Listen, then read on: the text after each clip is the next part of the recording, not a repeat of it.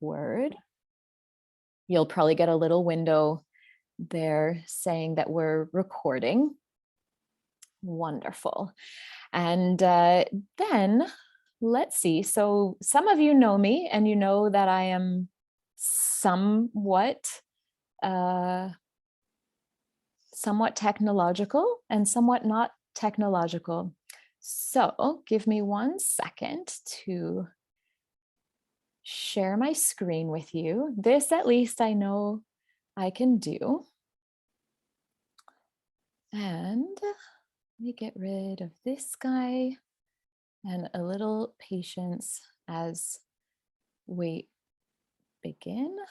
Hopefully that's going to go through. There we go. So hopefully you're in the right place. This is an introduction to essential oils call.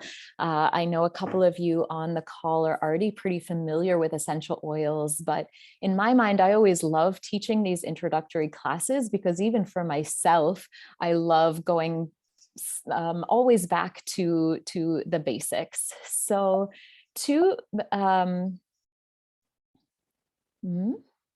come on back. Okay, there we go. So to begin, I'd like to share a little video with you. Have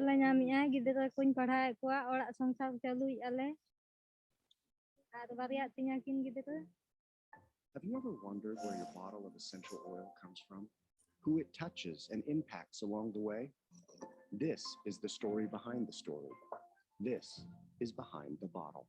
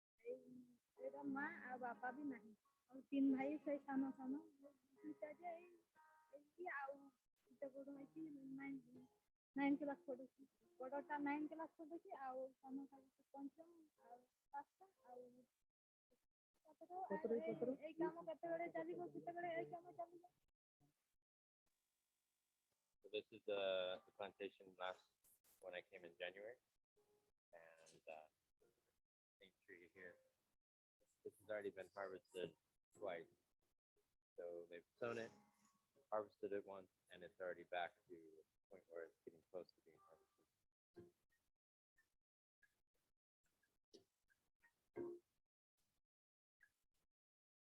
This is a great example that how the wasted land could be utilized for the alleviation of extreme poverty.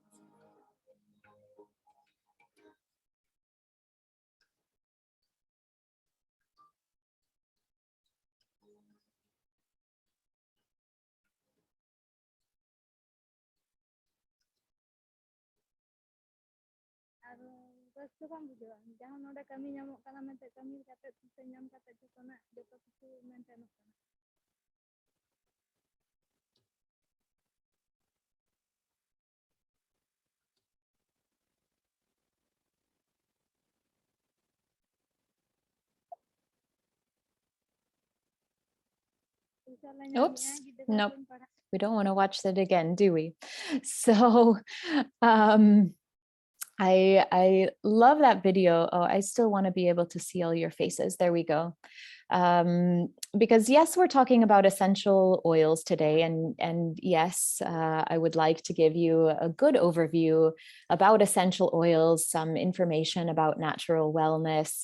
But as we live in this modern world, one of the things that I'm becoming more and more passionate about in both practicing medicine and teaching yoga is sort of this idea of returning to the source. In our modern world of immediacy, I feel like one of our sort of diseases, collective, collaborative diseases, is that we're no longer in contact with the sources of the things that we're using every day. So I love to show this video at the beginning of a class just to bring us a little closer to the fact that although we might be consuming and buying essential oils, I'm assuming most of us are not making them ourselves, but maybe you are, or maybe you will one day. It can be a form of conscientious consumerism, let's say, and also to know where things are coming from and that there is a story on the other side of things that we're buying, and to know what that story is as well is quite special. So for those of you who don't know me, my name is Molly, and I am an acupuncturist and herbalist. I worked in integrative medicine in Chicago for many years. I also have been a yoga instructor for many, many years, now mostly focusing on retreats and teacher trainings. And since I moved to Italy 8 years ago, I have been creating and leading international retreats all over the world. And the resonating theme for me is really facilitating people's well-being. And one of the reasons that I got involved in the essential oils, and specifically with this particular company, is because about a decade ago, my life became very mobile. And so practicing medicine wasn't as reasonable as it was when I had an office and a hospital to work at in Chicago. And I found myself interacting with people even pre-pandemic in remote ways. And for whatever reason, these essential oils came into my spectrum, and they really quickly became simple and also valuable tools for helping people to create better wellness rituals and habits in their lives. And so, yes, I'm here today to share with you about essential oils, but they've really become sort of a beacon of light, or a representation of little tools we can use to create a better, happier life, and hopefully a life with more more well-being. Okay. I also want to tell you that this is super, oh, okay, I just need to tap it. So the wonderful thing about working with a team is that I would never have thought to put questions like this at the beginning of a presentation, but let's have a sense of humor. So are you one of these? I have no clue what these hippie oils are. 2, make me a believer. 3, my medicine cabinet consists of a few essential oils. Or 4, I've already got it all and I'm just here to know more. If you connect with any of these things in any small remote way, then at least we know that you are in the right place. So why essential oils? So certainly we are living in a very consumer driven world. And I'm going to guess that most of us on this call are kind of buying into ways that we can quote unquote better our lives. And so one of the things that I always do love to share, and this is really from a traditional Chinese medical perspective, is that when we look at the realm of holistic medicine, we don't really look at anything as broken or as necessarily even missing something. We really investigate the world, including ourselves as human beings, as a system of harmonies that when we start to not feel well, or when we confront challenges, what we're really investigating is a disharmony that's happening somewhere. So there's already this sense that everything is one piece, one integrated whole. And so it gets a little confusing in the modern world when most of us, I think, in some way or another are confronting, I mean, probably you're on this call, right? Because, well, 1, maybe you're just curious about essential oils, but maybe 2, you actually have something that you're thinking, oh, I would really love to find a way to help myself or my family or my loved ones through this. And I'm really looking for the right tool. But when we look at essential oils, we definitely are looking into this very vast world of all kinds of interventions. And so hopefully on the call today, one, I can help you understand why we might choose to use essential oils. And two, what I'm really hoping to do is give you a broad overview of where they might be a valuable integration into your life. So why essential oils? So first of all, they're safe and affordable. And when we look at the word affordable, we have to suspend a little bit of reality, because if you've ever looked at a very pure bottle of essential oil, it doesn't necessarily on the shelf seem that cheap. But we have to, when we think about the safety and affordability, but more so the affordability of these essential oils, is that we're looking at how much something might cost per dose. And so a 15 milliliter bottle, let me get that close to. So this is a 15 milliliter bottle of essential oils, usually has about 250 drops inside. And that means that it has 250 doses. And it's kind of one of the elegant things about the essential oils is we definitely live in a world where more is better, but I'm assuming you've already confronted the fact that more is not necessarily better. And so with these little bottles of essential oils, we begin also to learn the elegance of simplicity, and that sometimes less is more. And I'll share a little anecdotal thing with you. So I'm holding up an essential oil called Adaptive, and it's a blend to help with stressful moments. And I admit to you, I've been teaching for so many years, but when I do Zoom calls, I get really nervous. And so it's like really human tendency, and we're going to get more into this too, but it's always nice to make it personal. So a half an hour ago, I put a drop on my wrist and I put in, and I immediately feel the benefits of the essential oil. But just before the call, I thought, oh, maybe I need more. And then I thought, oh, Molly, okay, so what you're teaching is simplicity and that more is not better. And, but this is like how the human brain works. And so these little guys become also like amazing facilitators for these more healthful practices of, oh, wait a minute, it's only been a half an hour, so it's probably still working. And I probably don't need more than one drop. So a way to kind of bring us home to the simplicity of life as well. The essential oils, of course, bring to us the essence of nature, and we're going to talk about that a little bit more specifically on the next slide. But certainly in our modern lives, we find ourselves surrounded by so many things that aren't necessarily natural, and it does affect our well-being, and it does affect our health. And while we can't say that this little bottle equates to going and having a walk in the park, it definitely can be a first step in the right direction, reconnecting us with elements that our body and our psyche and our spirit and our mind can identify with immediately, which is really special. And the other reason we might consider essential oils is there are actually many different ways to use it. Many over the counter things that we might buy at Walgreens or other medicinal interventions, usually there's just one way to use it.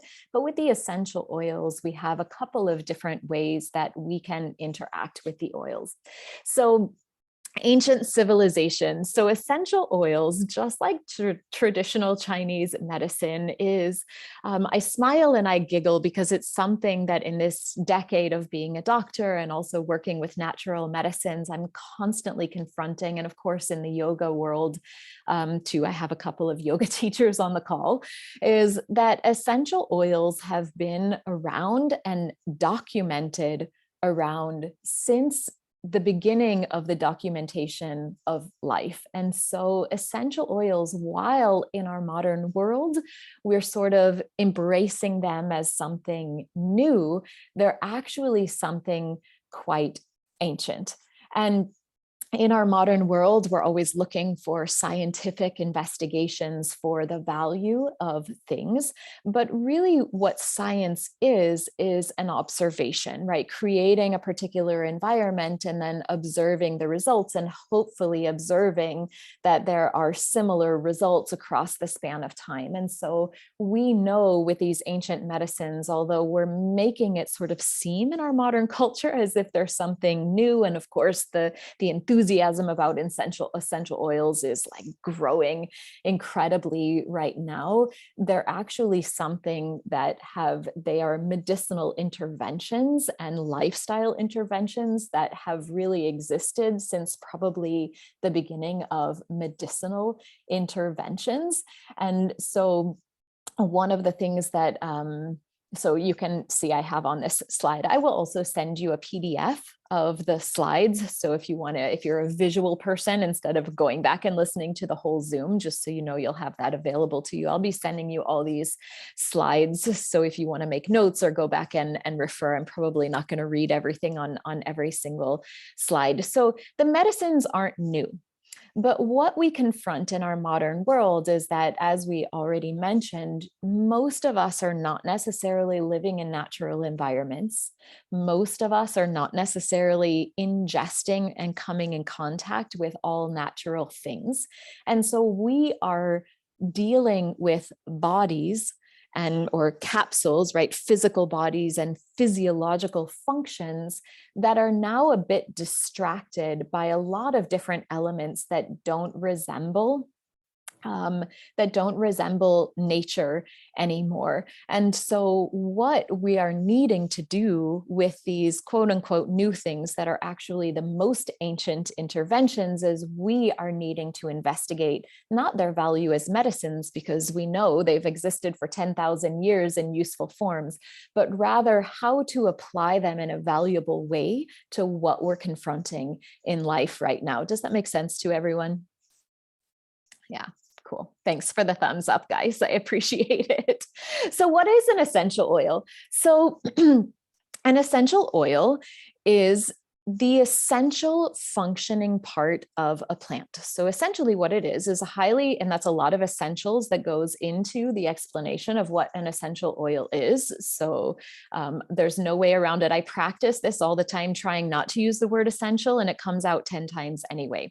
So an essential oil is a highly potent extraction of the elements that make a plant chemically and thereby medicinally unique. Some botanists actually say that this unique chemical compilation that makes a plant. So if you think about lavender, for example, the essential chemical components are those that give lavender its shape, give lavender obviously its smell and its aroma. But botanists are now saying, as the investigation of essential oils grows, that this unique chemical, these unique chemical constituents that make a plant are actually part of the plant's immune system. And so what makes that really neat about our investigation or our use of the essential oils is that when we are using them as medicinal substances or as lifestyle enhancing, I'll say, substances, they are functioning for us as they would for the plant. So inhibiting virus and bacterial reproduction, helping us to cleanse toxins. Katie was just saying she's drinking tea with a lot of lemon this morning, so she's already on that detox road for her day. They're even available to help boost and stimulate some of the healthy functioning of the immune system, the circulatory system, the nervous system.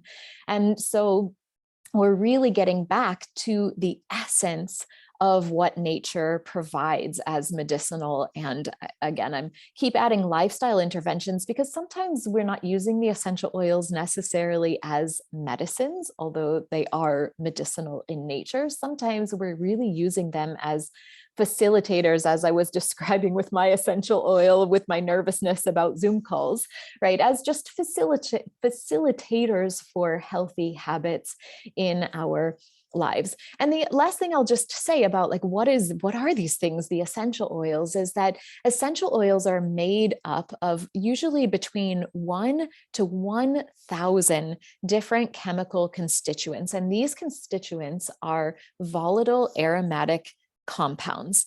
And the volatile aromatic compounds is not so dramatic as it sounds. Volatile simply means that it goes from liquid to gas state at room temperature. So if you think about boiling water, right, water needs to be at a very high temperature to turn into that gaseous state, whereas these chemical compounds do not. So at room temperature, when you open a bottle of essential oil, this is why just opening the bottle is already such powerful medicine, because that transformation is happening and that information is getting assimilated by all our olfactory nerve.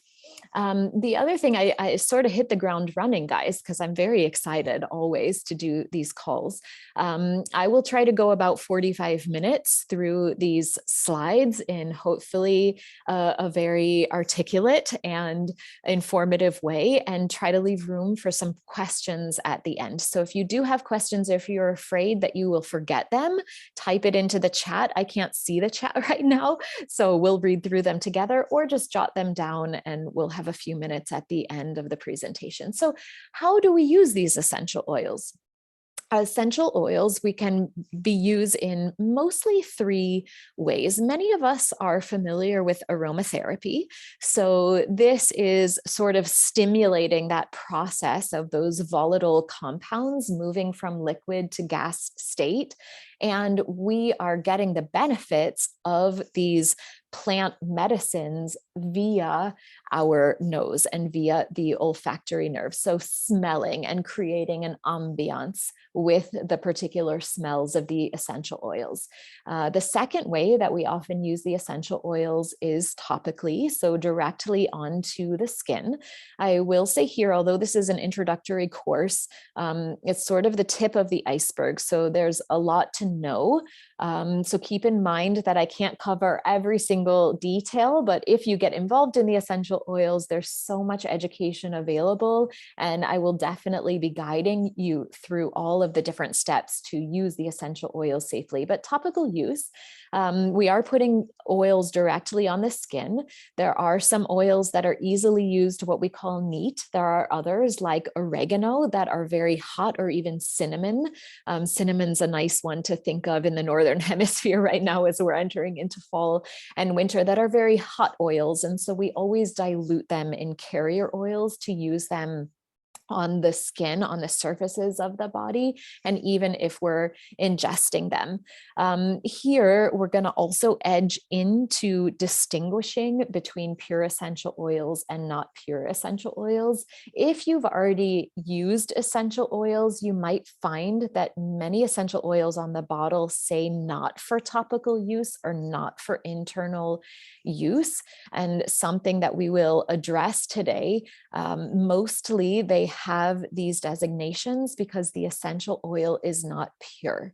And in fact, right now, at least in the United States, but also mostly globally, there is not a major regulating body for the essential oils. And in order for an essential oil to say that it's pure on the bottle, it only needs to contain about 10% of actual essential oil, and then they can fill the rest of the body, or the bottle, eventually the body, if we're using them, the bottle with synthetic oils or other fillers. So we always want to be careful, especially when we're getting into topical and internal use, that we're distinguishing between which oils we're using, but also aromatherapy, because who wants to smell in, right? It's like ingesting the fumes of a truck that you might be behind. If your essential oil is synthetic, then you're also integrating that through the nasal passages. And then the third way we often use the essential oils is internal use. And again, big caution, red flag here. We just want to make sure that 1, there's a really good reason that you are ingesting the oils. 2, that you're doing so as part of a routine that was established by and is guided by someone knowledgeable about the essential oils. And also 3, we want to be careful that what you're putting into your body is in fact pure. So how do essential oils work? Or how do they affect us? So I've already alluded to this, and I'll go through this a little bit quickly because it's not a science call, although you know, now that I practice medicine, so it's hard for me not to be really educational on these calls. I feel like we're really missing this piece a lot these days. So indulge me a little bit to tap into your brains in this way. So essentially, see, it's going to happen 50 times during the call. It's impossible for it not to, but at least we remember why we're on the call. When you inhale the aroma of an essential oil, it's coming through the olfactory nerve and entering and being processed in an area of the brain that we call the limbic system. The limbic system is actually a compilation of a couple of different parts of the brain. But what becomes interesting for us to note is that the limbic system is this collection of brain structures that plays a role in emotions, in behaviors, obviously in sense of smell, in memory formation and integration. But some of these structures also have really big physiological roles in the endocrine system, in the circulatory system. So our breath, our heart rate, some of these things that are really the most fundamental foundational things that we're thinking about when we're thinking about good health. And so although essential oils can be something, I have many clients that I work with that are just like, I just really love the smell and it makes me happy. And that's so wonderful. And I think that it's also really neat to understand that there is actually a chemical reaction that's happening throughout the system, even just when we smell something. And it's easy to relate when we smell something good, but you can also distinguish when you smell something bad, right? Again, I guess I bring back the if you're driving on the freeway and you're behind a truck that's emitting a lot of fumes, right? You smell it and your shoulders kind of rise, and then you kind of feel a physical response in the body, right? Because it is creating a series of chemical reactions and also then information passages into the full system of the body. And so while aromatherapy in and of itself might seem very benign and very simple, and it can be, it can also be incredibly profound for our well-being when you begin to identify maybe even what your health goals are. Or I know Chloe on the call, who's on the call today, the other day, she was using a blend for allergies, right? So you begin to create environments that not only smell good and maybe make you happy, but then can also support what the body is doing in its most foundational systems, which is really neat. Okay. So why in the world do we talk so much about health these days anyway? And there are actually multiple reasons. And my mom also signed on to the call. So just a quick shout out to my mom. Hi, Mom. So in addition, everyone's waving to you. So in addition to what I'm about to say, I'm just going to give her a quick shout out because yes, we are going to talk today a little bit more specifically about environment. And this, we're going to have a series of calls throughout the year talking about a lot of different topics. But there are also just even some personal choices we make about our well-being that are either positive influences or negative influences. And so I don't know about you, but definitely during this time of the pandemic, when I think we've been overwhelmed with a lot of different thought processes and a lot of different things to consider, it's very easy to feel that we don't have a lot of control. And I suppose it's another reason that I really love these essential oils, because sometimes, and those of you on the call that are already familiar with using the oils, you can even give me a thumbs up or a nod. Like sometimes when you're feeling something going on and you're like, oh, all I need is my breathe, and you pick up the bottle and it's so simple, but it's so incredibly empowering. And all of a sudden you're already feeling better before you even open the bottle. Anyone know? Chloe's just going for it. She's already got a bottle open. But oops, sorry, I hope you can hear that. Is the person's phone I'm using as a hotspot is ringing. So hopefully that's not too loud in the recording. Sorry about that, guys. So anyway, so what is affecting our well-being? Again, multitudes of things, but in general, what what I would like to talk about specifically today, because it is a big topic, is toxic influences. So you can see on this slide, I think it's quite a nice animation, that our modern lives and our need for immediacy, it isn't really a need, but it's kind of a modern need to keep up with what life is demanding of us, and the huge proliferation of non-natural things are all getting close to us, and there's no way that they can't affect our well-being in some way. And so you can see here, right down to things that you might have in your home, cleaning products, obviously air quality, they're getting into your home, the environment, they're getting into the soil, affecting our food sources. And then we are coming in contact with them via just breathing and living and trying to be conscious consumers, but not always succeeding. And again, I don't present this necessarily to be dramatic or scary, but this is definitely one of the pieces of reality that we're facing. And essentially what happens is that our bodies are amazing. Our liver and our kidneys, they are functional in our body to actually help us process toxins that we might come in contact with.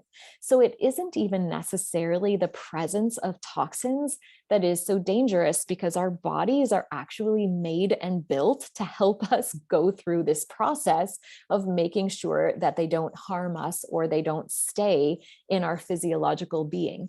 But because we are inundated with so many toxins nowadays, there's no way for the body, unfortunately, to keep up. And this is why, in many ways, we are starting to be a little sicker and also just that kind of low grade, like, I'm not sure what's wrong, but I don't feel quite right. And then, of course, left unchecked, all of those things begin to influence our health. And so another kind of dramatic number that I'll share with you really quickly: the Environmental Working Group has found more than 80,000 chemicals are used in everyday goods. And in everyday goods, I mean cosmetics, food, things that might be just lying around your house, right?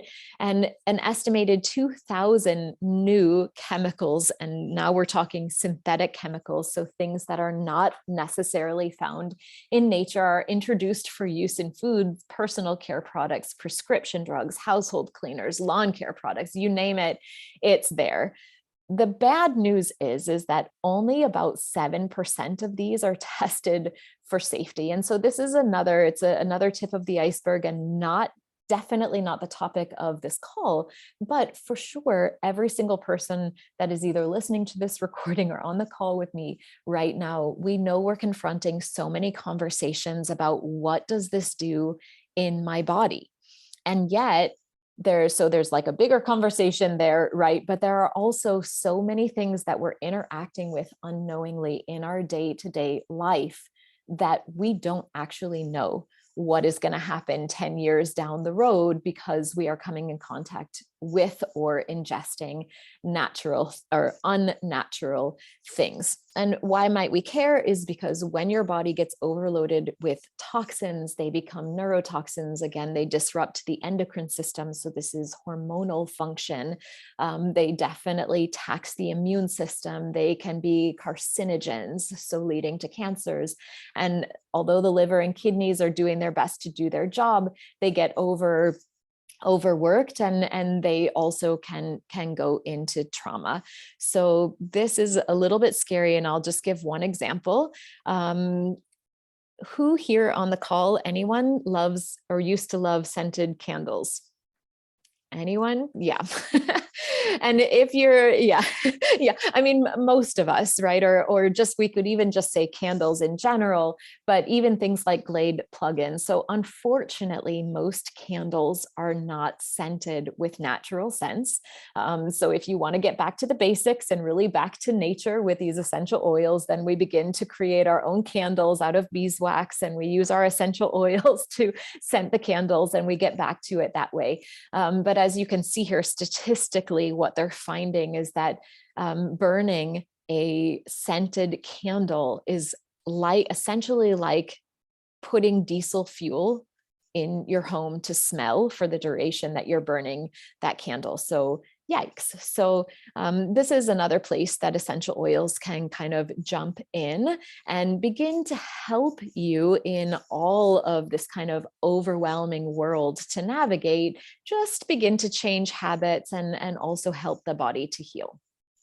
So before we get into the single essential oils, many of you know that I have chosen to associate myself with a company called Doterra. And Doterra, like many essential oils companies, is very big in the news right now. But as a healthcare professional, and I find myself saying this more and more, like I can say, okay, I'm a healthcare professional. So obviously, if I'm going to recommend something, I want to know both its origins. So we kind of get back to that video at the front of the call.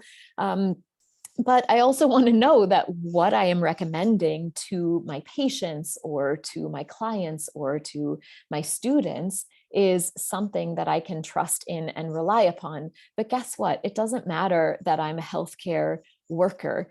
Each of us individually probably has that same care, right? Am I right? I mean, Steffi as a mother, or Chloe as a cat mama, or as a friend. And Katie, I'm sorry, I don't know you well enough yet to give an example, right? But all of us, no matter who we are, there's some voice beyond the immediacy of the world, beyond the ease of just buying something and not caring or not knowing what its impact might be on us in the future. For sure, we all have that small voice in the back of our head that says, if I knew that this was completely pure and completely natural, it would bring such ease and such joy into using. And that's, for me, what I really believe medicinal and lifestyle interventions should be, right? Something that is little by little guiding us back to true nature, something that actually is impactful in helping us to heal,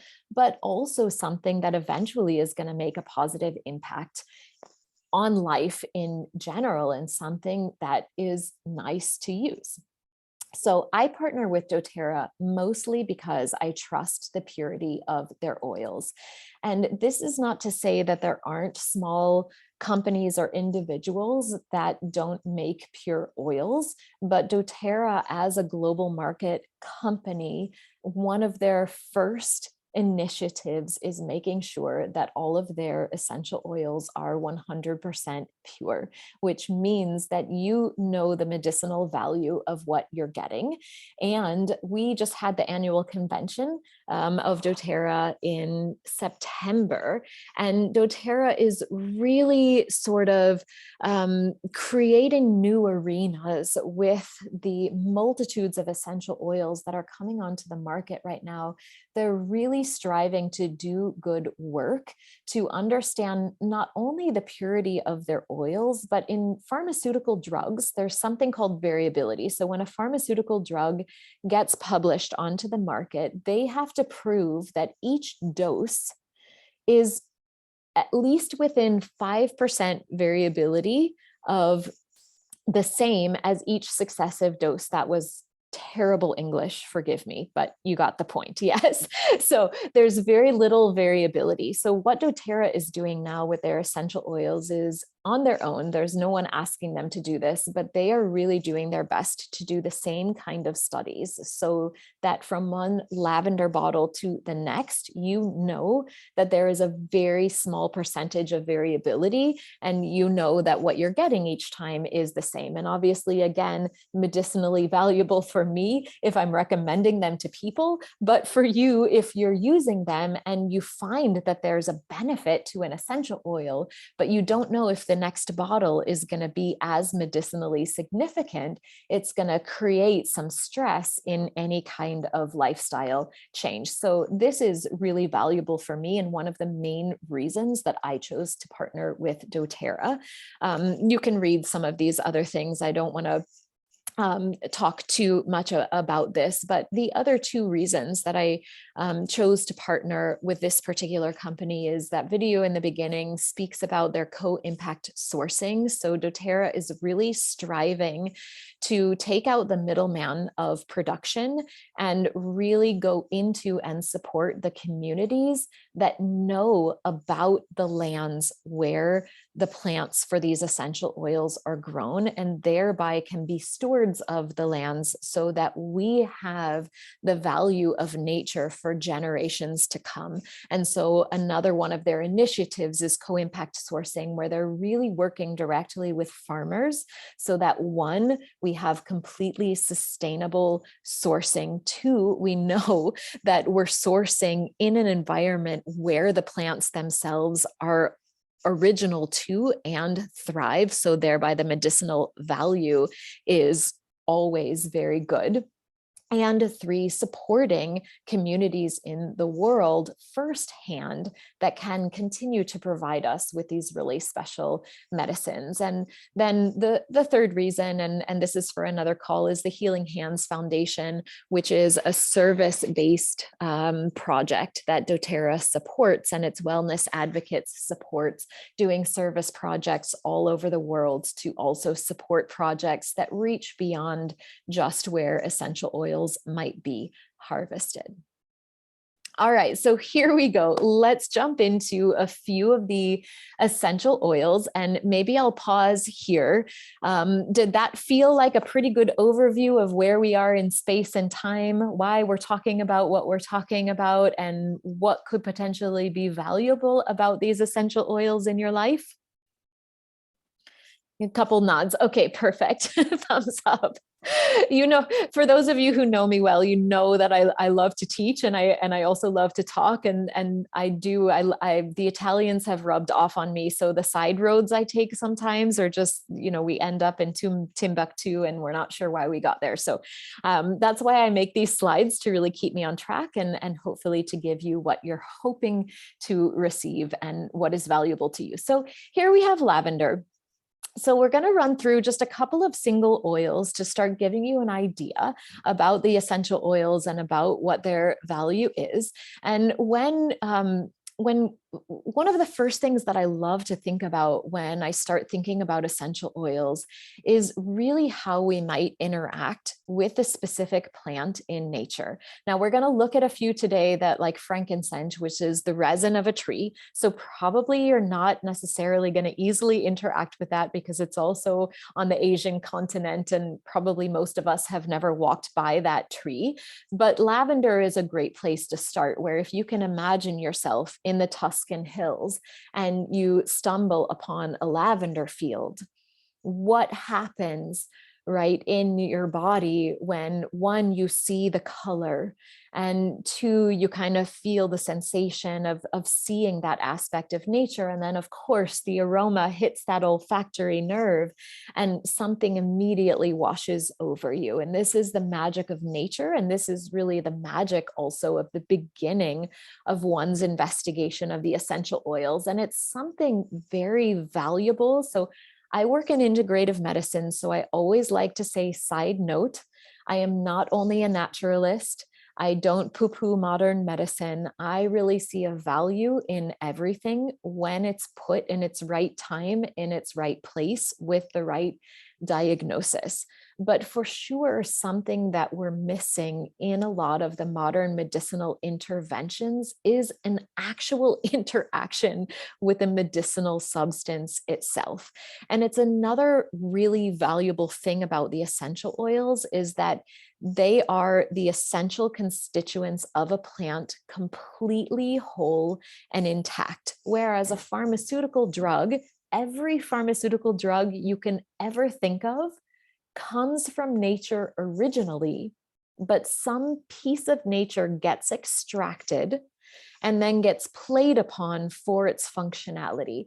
And so we're really missing that visceral interaction with the smell and the color and the aroma of the medicinal properties of the herbs. And as you know now, via the limbic system, this is actually a very vital part of any healing process with a medicinal intervention. So lavender, you probably already know some of its characteristics: very soothing, very harmonizing, very balancing. Lavender is one of those that is on the spectrum of many, many chemical constituents, which is why it's very universal in its usage. Lavender is an oil. And again, I'm going to say the doTERRA lavender is an oil that can be used in all three ways: aromatically, topically, and also you can ingest it.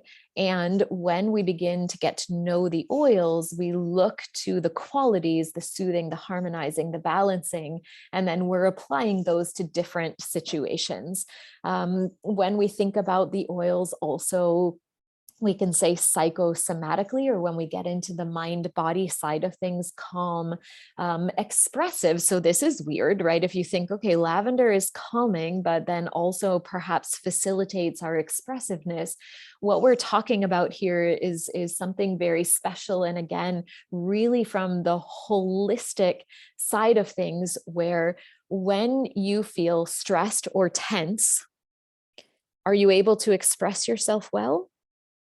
Not really, right? Everything gets stuck, or you're like, you say things that you don't mean to say. And so this version of expressiveness is really that place of like fluidity, where you feel completely in harmony, and thereby the actions you take also are manifesting from this place of harmony. And again, tip of the iceberg, I need to be careful because this is where I really start to get passionate talking about the herbs and what they can possibly do. But just to start giving an indication of how we start to also navigate this sort of mind-body axis. Did I do that well? With the individual oils. Lavender is wonderful also for the skin, for cuts, for burns, and again, just an all over beautiful harmonizing type of oil. The next one we'll take a look at is lemon. And again, sky's the limit with the number of different essential oils. So I want to introduce you to a few of the basic ones. So lavender, I'll just say before, I actually don't even know. Oh, nope. I don't know how to go backwards. So great. Now we're going to have to do lemon without going backwards, because I seriously don't know how to go backwards. So please forgive me again. I'm not technological. I'm very good with my hands. I'm very good with people. I'm very good with animals. With a computer, I'm terrified. So now we're just going to hold. With the lavender, we're looking at things like sleep disruptions, right? Maybe even digestive disruptions, places where we don't necessarily want to sedate. We just want to bring things into a more harmonious state so that they can function as they will. So I'm sorry, because that slide, the lemon slide, was so bright, and I made it that way on purpose because lemon is so bright. It's such a wonderful essential oil.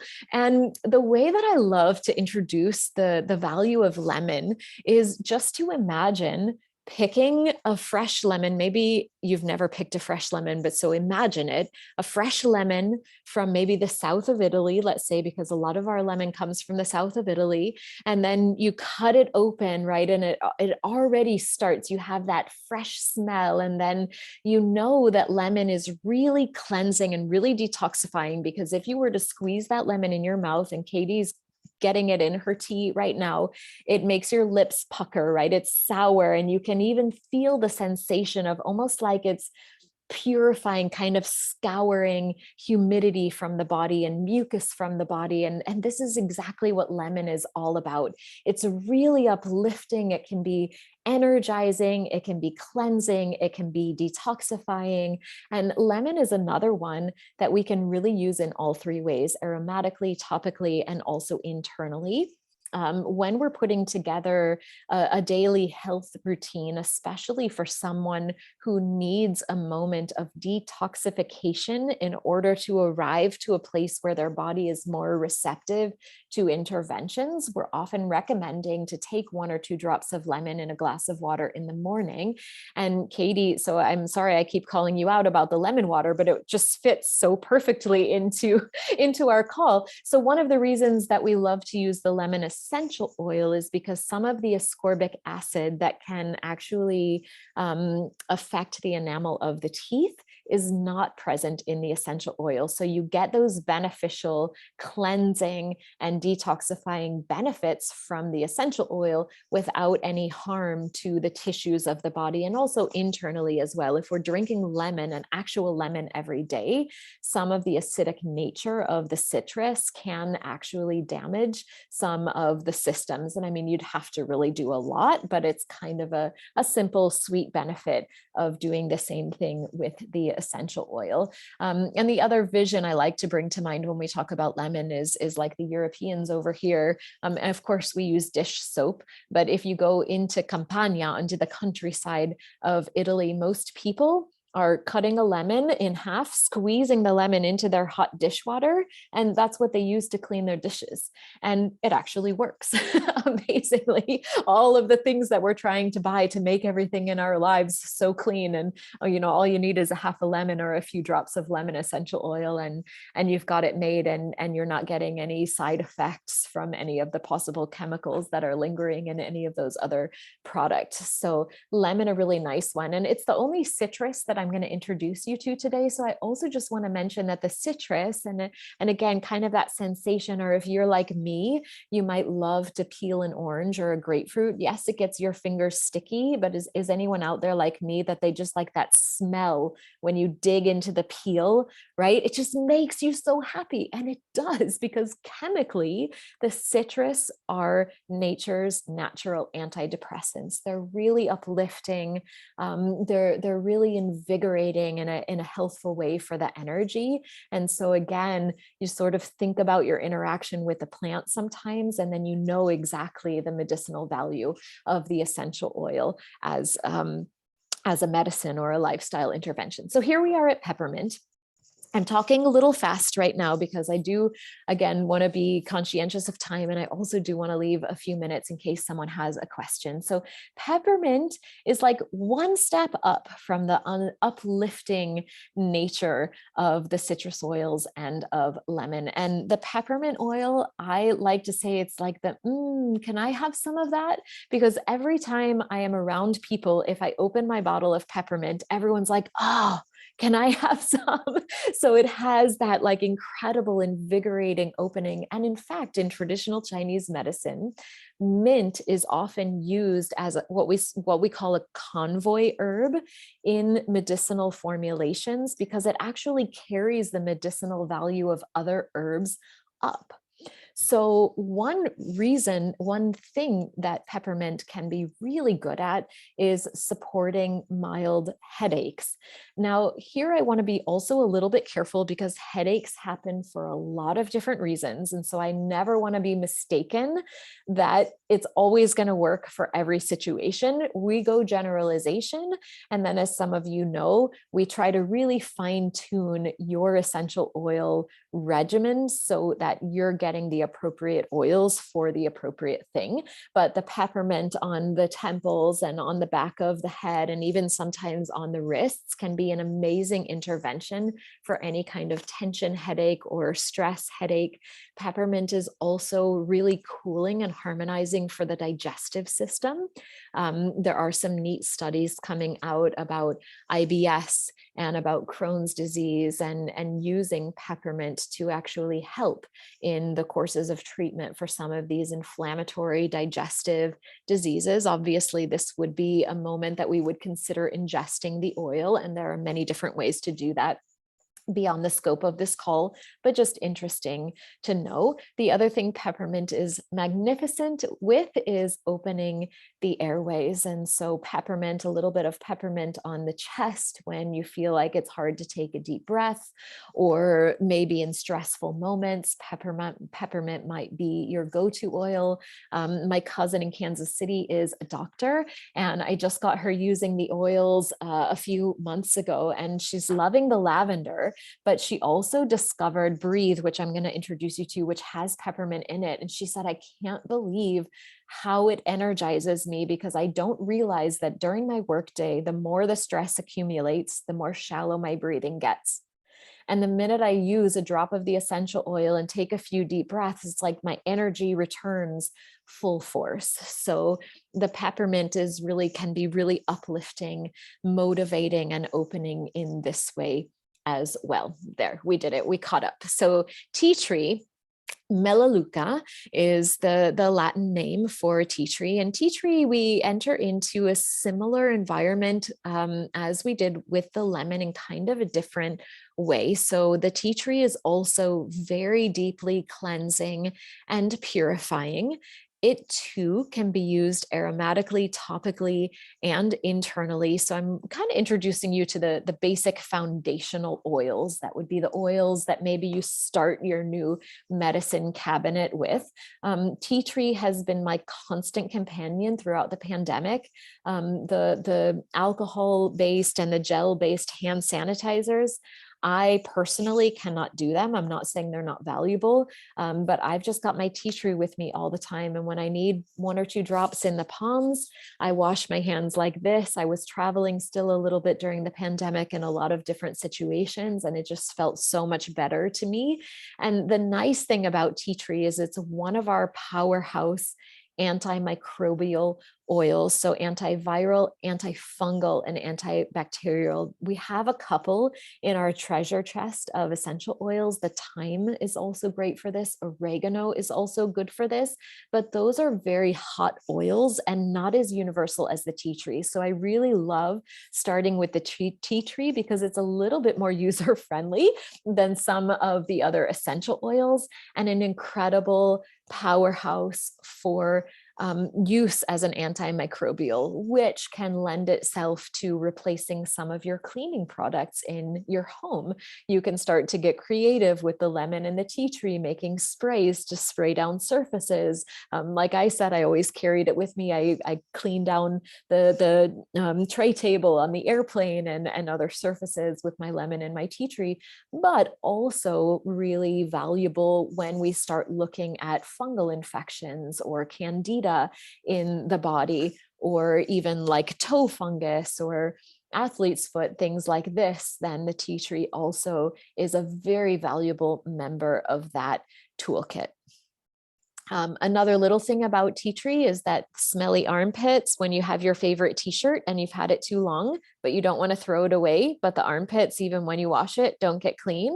Tea tree can actually help you a little bit. I can't say that it totally reverses the process of your t-shirt smelly armpits, but it does help you to wear it a couple more times when you put it in your laundry. It actually does work. I've done it. I try for non-attachment, but there are just some t-shirts that go. So I'm going to interject here. Many of you know that I have led many retreats for many years, retreats in Greece, and Greece lends to us one of the most ancient languages. And in fact, I didn't know how many words in the English language actually have Greek origins. But for us today, as we kind of come to the conclusion of this introduction to essential oils with the tea tree especially, it's a great time to talk about dose.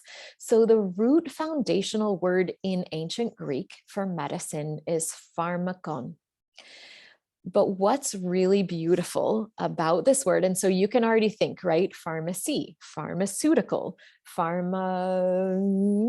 There are so many words that I'm not thinking of, but you're probably listing them silently there to yourself. But right, almost everything related to medicine has this root word in it, even in English. What's really interesting about this word is that it means cure, and it also means poison. And so what the beauty of this word presents to us is that anything can be both a cure and a poison depending on its dose. And tea tree oil has gotten a few bad reports in the news. I mean, you can find good and bad for everything, but it's definitely one that gets overused, especially in the acne realm, and then causes harm.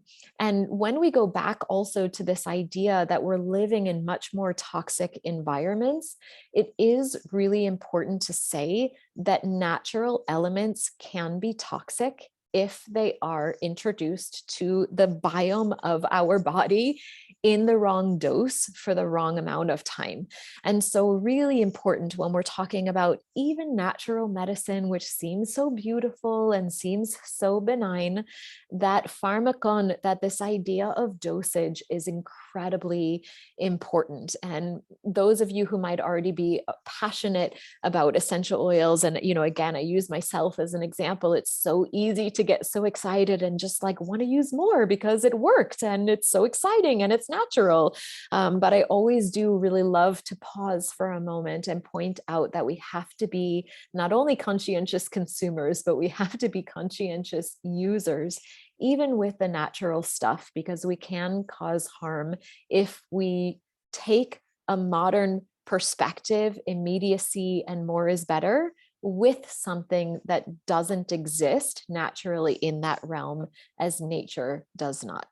Okay. So frankincense is another really special oil, and frankincense is often called the king of oils. And if you actually read the ancient civilizations slide, you may have seen that frankincense has been part of the medicinal history of so many cultures. And myrrh would probably go hand in hand with frankincense, but frankincense is slightly more universal than myrrh. We call it the king of oils because we often joke it is a very valuable oil, meaning when it's harvested in a pure form, it can be a little bit expensive, but its medicinal value is incredible because it works at the cellular level to support the circulatory system, to support the nervous system. And so we call it the king of oils because often when you get involved in natural health circles, you'll hear, like, if you don't know what else to do, just use frankincense, because frankincense more or less medicinally can do almost everything. It can reduce inflammation in the digestive system. It can, in traditional Chinese medicine, frankincense is actually a blood mover. So thereby helping enhance the fluidity of the body, the fluidity of how the energy is moving via the substantial point of view with the blood. And so frankincense is also often used for harmonizing sleep, for cuts and bruises, for wound healing. At the very basal foundational level, it can be used for nerve disease and circulatory disease. Again, dosed well and harmonized well in the right formulation. But frankincense is a super, super special oil and really impactful in all medicinal ways. Great. So I'm going to just introduce you briefly. So Doterra does make a few blends.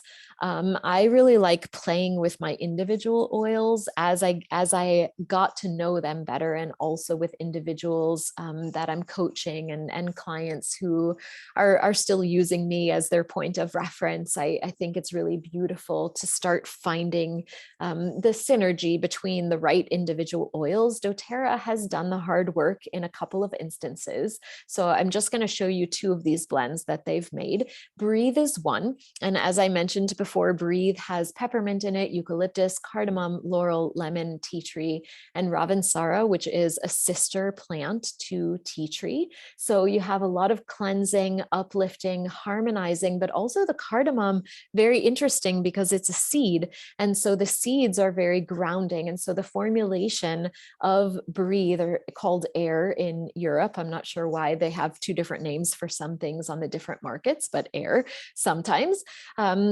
the formulation of this particular oil is really beautiful and really elegant because it has a few things that kind of ballast its uplifting nature so that we're not creating a volcano with our energy unnecessarily, but using it really to facilitate the opening of the airways. And breathe is one that I'm personally using almost every day. I usually put it on my chest before my yoga practice in the morning. I have athletes who are using it before their workouts. I have other professionals who use it throughout the day, again, in those stressful moments to help reconnect the breath and thereby reduce the heart rate and reduce the stress response in the body. So it's a really beautiful, useful and functional oil. And the last one that I'm going to talk about today, at least on this call, and again, this is just to start giving you an idea of where we can start kind of touching these essential oils to perhaps our daily lifestyle and wellness needs, is On Guard. And On Guard is just like what it sounds like, On Guard. It is an immune boosting formulation. Again, another really elegant formulation: wild orange, cloves, cinnamon, eucalyptus, and rosemary. And what's super fun about this particular formulation is that it dates back probably even pre-plague, but you can get the image of the doctors, and actually it was the grave robbers too, that used to wear those kind of freaky, I guess because we're in Halloween weekend, maybe it's not so freaky, those like masks that looked like black beaks, you know? Well, what they had inside was these herbs. And the reason they had these herbs inside was because they already knew that the essence, the essential nature of these plant medicines would inhibit the likelihood of them becoming infected, both for the grave robbers, because they were robbing the graves of the deceased, and also obviously for the doctors who were helping. And I won't say too much more about On Guard. It has been very valuable to me and everyone that I work with, obviously during the pandemic, but really at any time. And it has a broad spectrum of use, even beyond immune boosting. But I'm just going to make one last kind of informational comment here about this idea of boosting a system. So another really neat piece of research that Doterra is doing right now, has done and is continually doing, is obviously, if you are not coming in contact with an infection, you don't want to turn your immune system on. Right? We don't want our immune system on when it doesn't need to be on. We really want it to be on in the right moments when it actually needs to function. And so one of the questions that's often asked is like, when we say On Guard boosts the immune system, is it turning it on? And then the immune system is just like waiting to do something? Well, in actuality, what they're discovering, well, the answer to that is no. Hopefully you already knew the answer to that. No, we don't, right? We don't want any system functioning when it's not necessary. This is part of the beautiful elegance of a body in a state of health.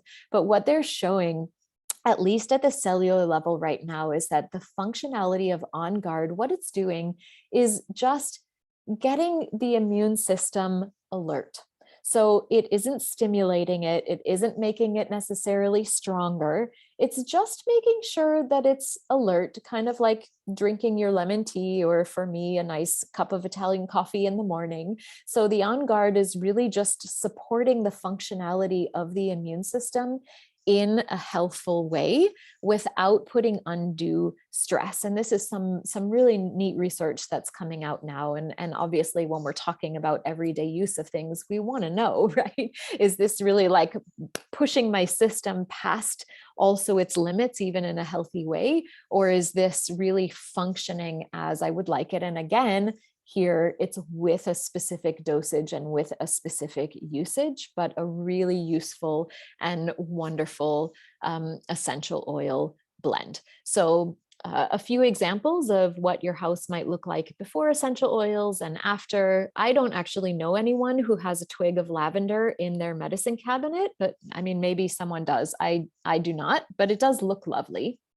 Just to keep it real, you know, we got to keep everything real. And then the last thing that I'm going to mention, at least for this presentation, is that many of my clients who get involved in the essential oils down the road, they're like, well, Molly, you never told me that doTERRA makes all of these other things, so I don't always have to make my own mix of detergent, and I don't always have to make my own spray bottle for surfaces. And in fact, doTERRA does make some really wonderful, and they're getting more and more sustainable in their production, products for the home, throat drops, some supplements, not the spectrum of this call today, but I just thought I'd throw it in there so that as you get interested and maybe involved in doTERRA or with these essential oils, you also know down the line that all of the things you might buy at Target or at the convenience store that might have some sort of toxic load that is difficult for your life to support, there are starting to be more and more alternatives, and doTERRA is trying their best to not stray too much from the original intention of making the best essential oils on the market, but also providing us with some ways to more easily bring this sense of natural wellness into the home. So this is what we might feel like in modern life. This is what you feel like when you are living with essential oils. If you're not a nature person, I just love imagery. And so just lastly, to close, so you can also stop listening to me talk, I could do it for 3 hours probably, is how, if you're interested to get involved with doTERRA. And I love this quote, I came across it on a friend's page. Did you ever consider that later might not be waiting for you? Kind of poignant, not only for essential oils and making changes in our lives, but for sure, the other piece of our human mentality that we know exists without a doubt is that, like, oh, okay, well, tomorrow. So I would love for you, whether it's essential oils or any other positive thing that you are wanting to incorporate into your life, start now. Just take the first step, and then let's see what happens. Let's together collaboratively get stronger and stronger at just not procrastinating the good things we know we can change about and incorporate into our lives. So if you're interested specifically in doTERRA, what I recommend is that we set up a personalized call, a 20 to 30 minute consultation, so that when you make your first order of oils, you are getting something that really is playing into your specific and individualized wellness goals. doTERRA does work on a kind of a wholesale membership basis. And so there are two ways to get your wholesale account with doTERRA. One is to just pay a $35 enrollment fee. And when you pay that fee, you get a 25% discount for an entire year with your own personal wholesale account, and you can do your own thing. There are some enrollment kits, so collaborations of essential oils and sometimes other products that are already put together. And if you decide to enter into your account with an enrollment kit, the $35 fee is waived. But for me, especially as I get deeper into my involvement, both with doTERRA and also again with helping to facilitate better lifestyle for people, I really love to help you enter into the conversation in the real right way for you. So if you're interested, you can reach out to me via email. You can find me on Instagram. We can maybe even set up a time. I know I've gone a little bit over time here, or find my doTERRA link. But thank you so much for being here today, for listening to this presentation. I hope it was informative. I hope that you have a few nice takeaways for just the realm of essential oils and how they might be well integrated into your everyday life or even your wellness goals. And if you haven't already, please reach out so we can create an individualized call and then get you started in a way that's really impactful and useful for you. All right, so let's come back to this view. So I'd love, I know we're already at 6:15 here, guys, so forgive me. I always go a little bit longer than I think I'm going to, but yes, here come the questions, and feel free to, we're few, so if you want to unmute yourself, but I'll go ahead and read this. For lavender used for burns, is carrier oil needed? And if so, which one is good?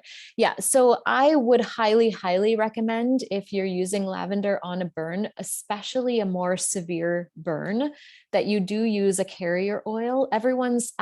Yeah, so everyone's skin is a little bit different. The defractionated coconut oil as a carrier oil is really good. And actually, olive oil is also really good. You just have to be careful because a lot of the olive oils, unfortunately, on the major market right now are adulterated, meaning that they're not only olive oil. Some have grapeseed and almond, and some actually even have synthetic fillers. But just like as an FYI, if you happen to visit the Mediterranean and bring back a bottle of pure essential or pure olive oil, also very useful with the lavender for burns. And also with lavender specifically for burns, helichrysum is another really valuable medicinal herb for topical things. Great, Katie. Thank you so much for joining. And when you contact me, if you have questions, we can also handle those individually, or if you have any even small questions right now, I'm super happy to answer. But thank you so much for joining. Thank you so much. Yeah. Great. So lavender for burns, good, Chloe? Yeah. Okay, great. And then, sometimes I have used lavender neat on burns and also cuts. And there's also some new studies that are showing that lavender in a cut actually is helping to disinfect and also helping the wound to heal more quickly. But again, you just have to be a little bit discerning about how deep is the wound, how bad is the burn. And I would always say that for a burn, start with a carrier oil. And if the body seems like it's tolerating it well, then you could try neat, but like 1 drop neat. Okay. Great. Any other questions, comments? Feedback? You're welcome. You're so welcome. Anything that I didn't cover well, actually here, let me stop the recording.